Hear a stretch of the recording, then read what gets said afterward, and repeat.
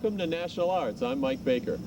Our guests this week include Linda Pastan, whose 7 volumes of poetry have been called the revelation of the miraculous and the common, and have earned her a reputation as one of America's most cherished poets. Egg.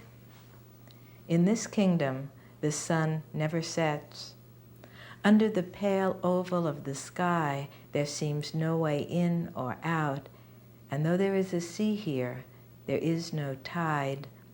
For the egg itself is a moon, glowing faintly in the galaxy of the barn, safe but for the spoon's ominous thunder, the first delicate crack of lightning. We'll also meet political humorist Joan Cushing, whose character Mrs. Foggybottom has left politicians and audiences more than slightly bemused. Well, I can see you're all absolutely thrilled about this election, and that's why I've decided to start my own party, the Cocktail Party, because I believe what this country needs after 4 years of Jimmy Carter and 8 years of Ronald Reagan is a 4-year happy hour. We'll meet Linda Pastan and Joan Cushing right after this. Linda Pastan has received the prestigious De Castagnola Award for her collection, The 5 Stages of Grief, and was nominated for an American Book Award for AM/PM. It has been said that her poetry nestles objects, landscapes, feelings, and relationships in a biblical cradle. Allusions to Eve and the Garden of Eden are ever present in her work. One such example is the contemplative poem from her collection, The Aspects of Eve.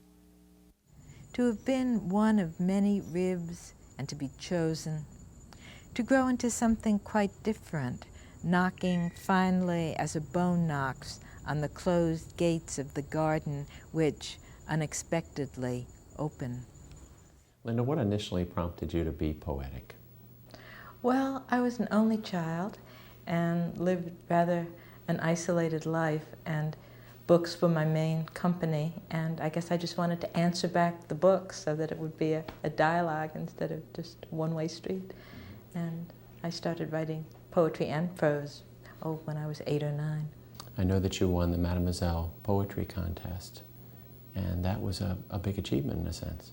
Right. That was a great shock. I submitted it sort of on a whim, and I never thought I'd hear from them again.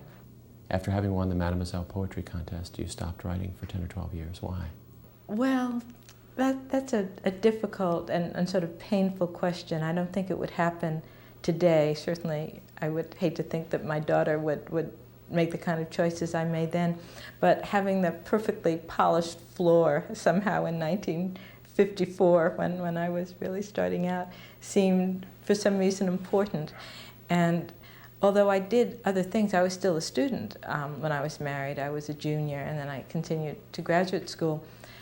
To do something that was as important to me as poetry somehow seemed as if it would compete with what I considered my real life. And so I stopped writing for about 10 or 12 years. It was in 1965 that Linda Pastan decided that she was supposed to be a writer.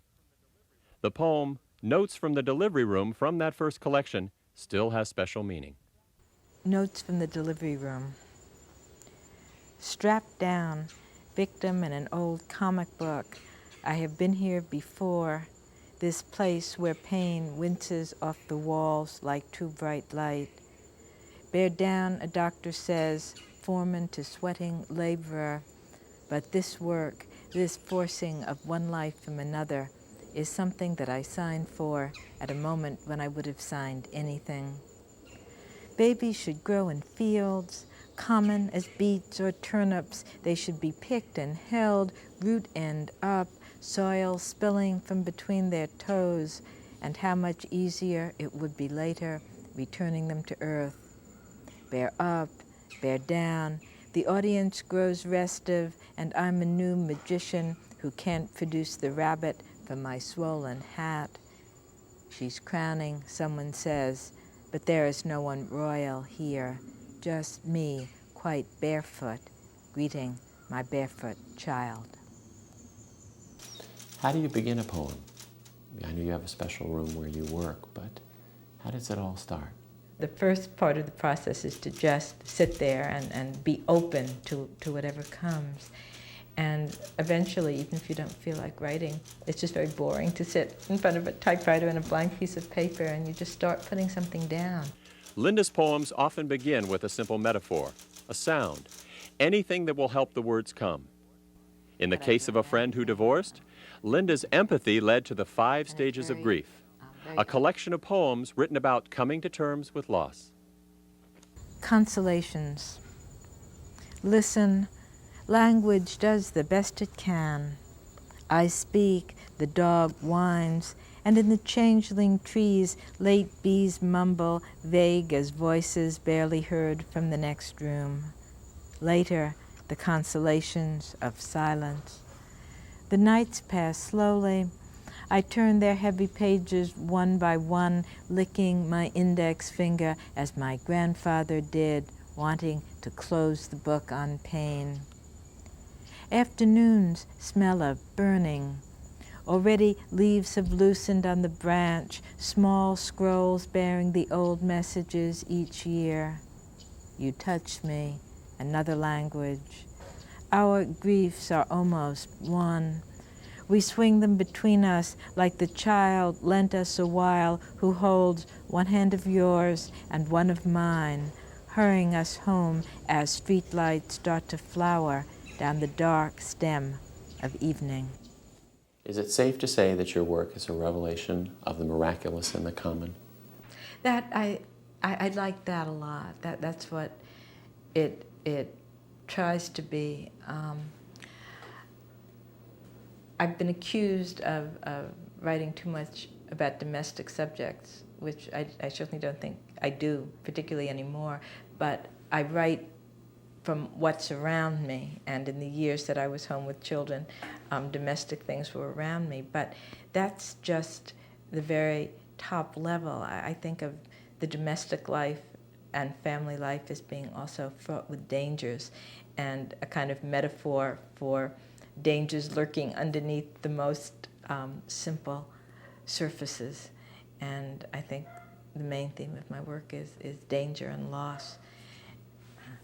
But I do see the everyday things as being kind of miracles, and I think that's what poetry should be about.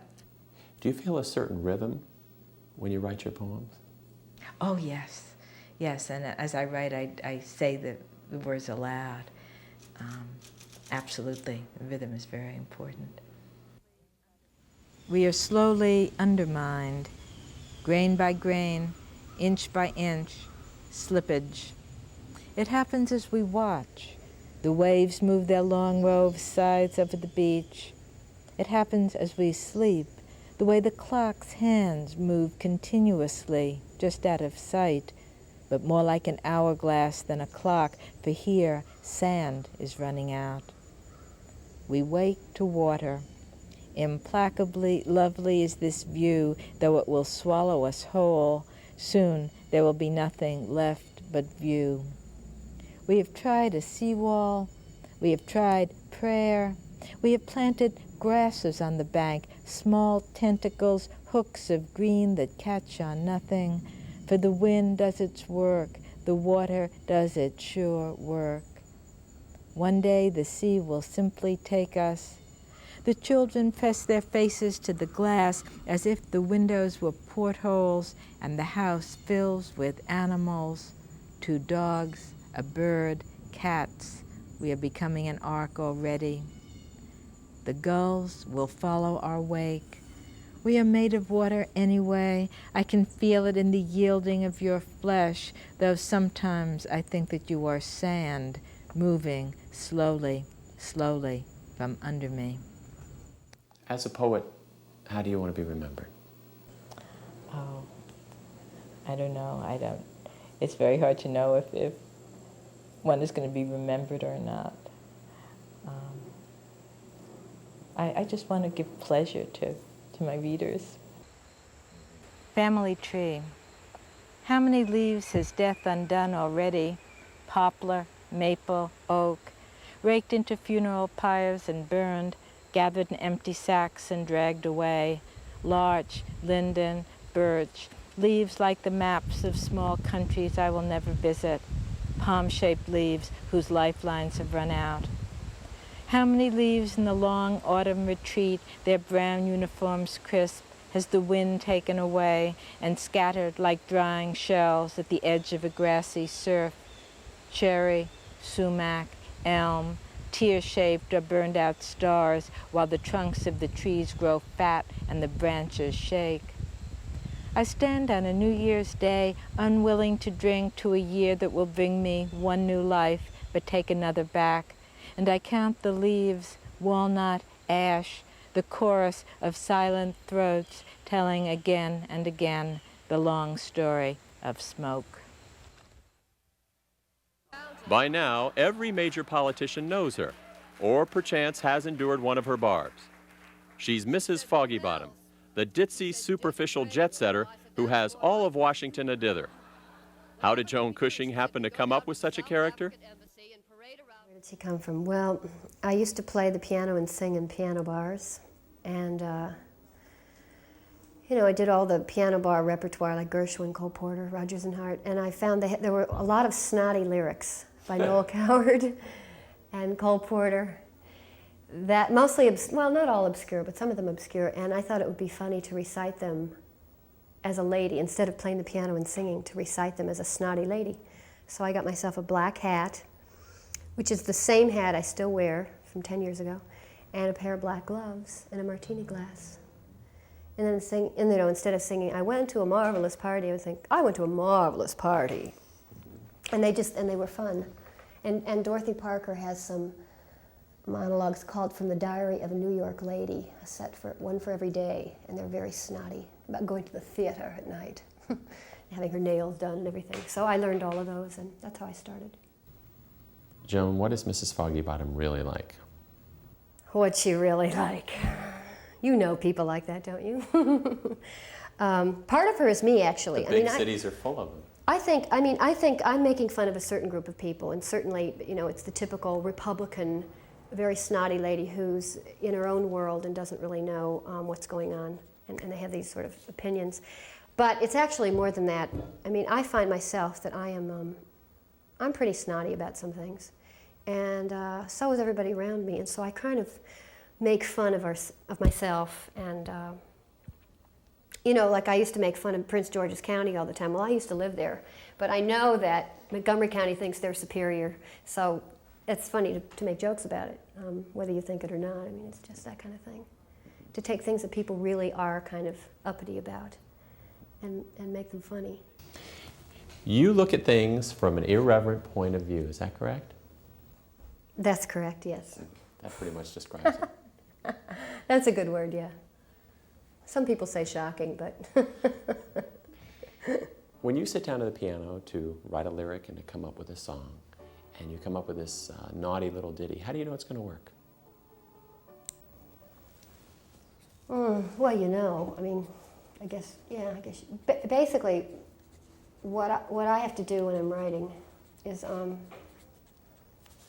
I really have to, like, turn the phone off and not make any plans and know that I have 4 or 5 hours, and I have to just sit down and start. It's really fun. I mean, I sit down with nothing, just a white piece of paper, and I think, you know, what can I write about? Maybe I have a list of things that are going on. And then I just have to spend hours trying to figure out how to come up with something different. I use a thesaurus, a rhyming dictionary. It takes me hours, it takes me hundreds of sheets of paper, and then whenever I get an idea that I know is going to work, then I go off in a different direction, you know, and you just keep putting it together. It's very time-consuming. It can take, you know, it can take a week to write a number. Joan has satirized the high and the mighty. Many reward her pundits with praise. But how did George Bush react to the candor of Mrs. Foggybottom? He loved me, but he's seen me before. I mean, I've entertained a number of events that George Bush has been at. This is the first time I've ever entertained at one of his events at his home.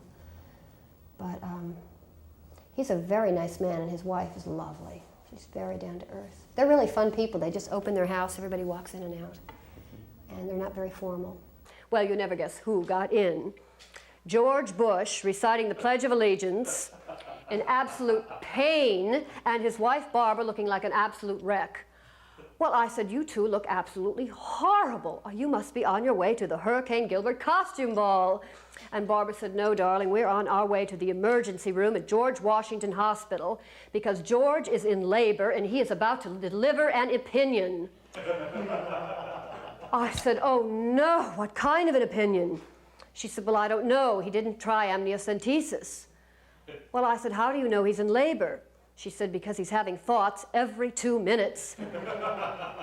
Well, I said, darling, that's marvelous. Congratulations. And at your age, she said, Mrs. Foggybottom, it is so scary. You know, this is our first one. There's a new television show called USA Today, and we all know the building is in the Washington, D.C. area. It's a large building, and you do a song about it. Now, that's an example of a way of saying something in a different way. For instance, I was trying to figure out how I have a secretary character that I used to do at the piano. How could she sing about air traffic controllers? Because that happened to be an issue at the time. And I thought maybe she could be an air traffic controller at the USA Today building because the planes fly by there. But the idea didn't work. And then suddenly, while I was writing that number, as a plane flew by, and I envisioned her seeing the guy close up and checking out his tie and everything and thinking, that's a neat guy. And she's sort of a lonely hearts type. I thought, that's it. The lady who's never met anybody, and she finally sees him, and he's flown by her window. And she falls in love with him and waits for him to return. USA Today, may I help you? I'm sorry, sir, I can hardly hear you. There's a 727 flying by. Could you call me back? Thank you.